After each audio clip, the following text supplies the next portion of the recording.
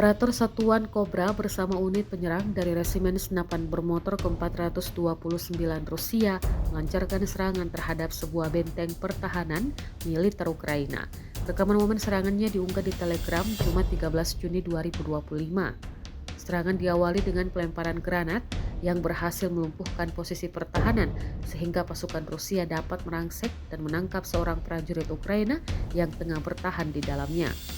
Aksi tersebut merupakan bagian dari operasi taktis yang tengah dijalankan oleh militer Rusia untuk merebut posisi penting dan mendesak mundurnya pasukan Ukraina di garis depan pertempuran.